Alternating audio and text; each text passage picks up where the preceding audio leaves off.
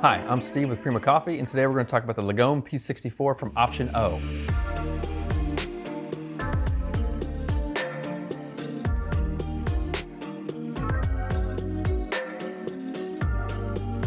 So the Lagom P64 is a single-dose espresso grinder. It has 64mm stainless steel burrs that are made by SSP, and they're coated in red speed, which is basically that indestructible layer of titanium, aluminum, carbon, nitride, and so these burrs are going to last forever. And you'll notice on our website when you're buying a Lagom, you have your choice of burrs.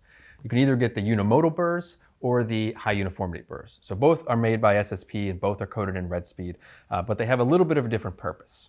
So the High-Uniformity burrs are sort of the traditional espresso burrs. They'll behave a lot like other espresso grinders that you've probably used in the past. If you're shooting for that 1-to-2 ratio, if you're using blends, medium roast, dark roast, you're probably going to want to get that High-Uniformity burrs. There's not a really steep learning curve there. On the other hand, if you want to use the Lagom for brewing coffee in addition to making espresso, then you want to get the Unimodal burrs. The reason is because they just produce fewer fines, and that's kind of how they were designed, so that you could do both coffee and espresso. Another reason to get the Unimodal is if you do like espresso, this is espresso grinder, but you like light roast, and you're going to push those ratios a little higher. You're trying to get all of what you can out of the coffee, all the fruity characteristics, all those floral notes out of light roasted coffee, then you're going to want those Unimodal burrs. So because the Unimodal burrs produce fewer fines, you're going to notice when you're pulling espresso that the shots might run just a little faster than those shots that you would normally have. And that's not a problem. It's just that these burrs will produce fewer fines. The flow rate is going to be faster. So the shot's going to come together faster. The shot's going to finish a little quicker. And that is just one reason why you're probably going to want to push it even farther into those higher ratios, and you're going to run those shots for longer. The Lagom has a variable RPM dial here, which goes from 1 to 9. So on the 1, you're going to get 200 RPM, and on the 9, you're going to get 1400 RPM.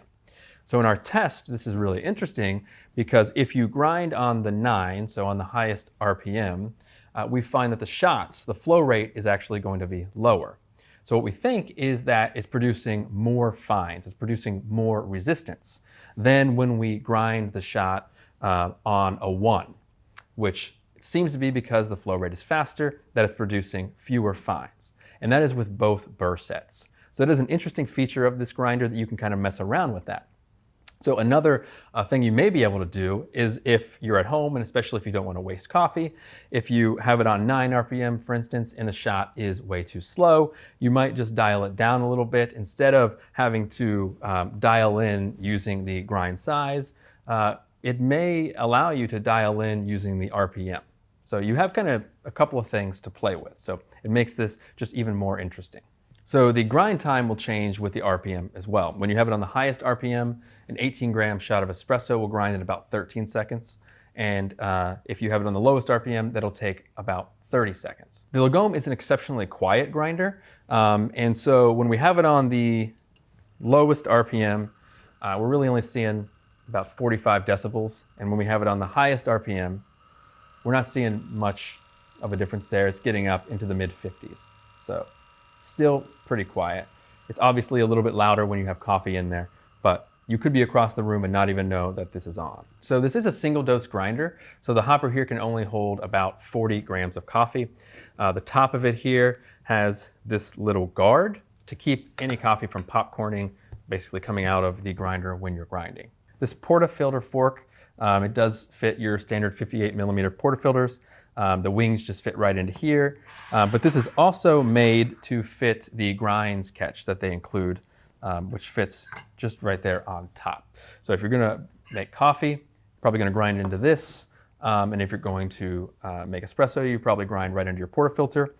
If you do grind into here and wanna make espresso, they include this funnel here. So you can put it on the portafilter and you can dose in. It also will fit on your portafilter when you have it on the fork here. The grind adjustment is on the collar here. So you will turn this to the right to make the grind finer and to the left to make the grind coarser. It has 9 numbers, so it goes from 0 to 9 along the collar here, and between each number are 10 lines. And it's a stepless adjustment system, so all of that is just to help you to find and then recall the numbers you're at for each particular coffee you're using, or perhaps each brew method if you're getting the Unimodal Burrs and you're making coffees and things like that.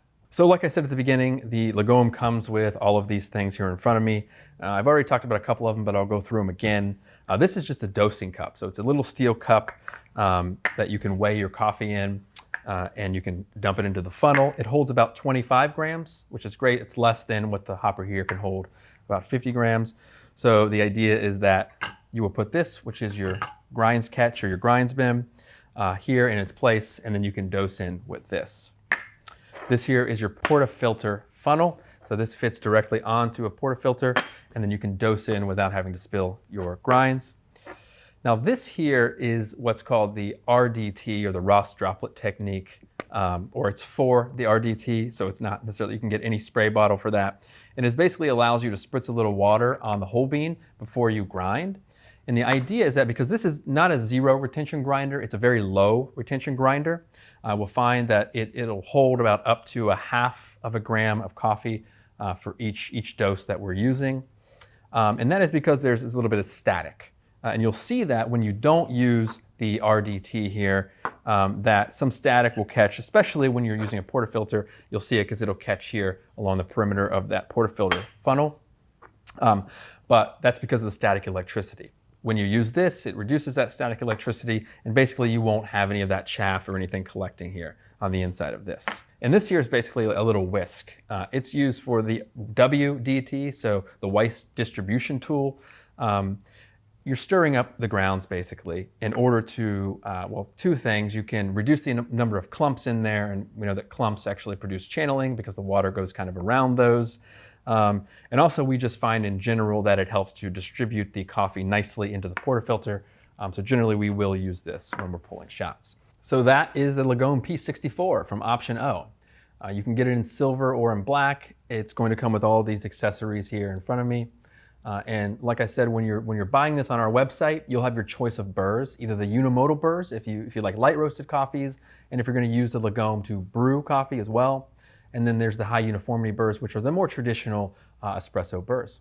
You can find it all online at primacoffee.com. Thanks for watching. Thanks again for watching. If you liked that video, you'll be pleased to know there is so much more on our website, including comparisons, product reviews, brew guides, events coverage, and so much more. And help support our channel by subscribing, liking this video, sharing, commenting, and clicking that bell button. Happy brewing!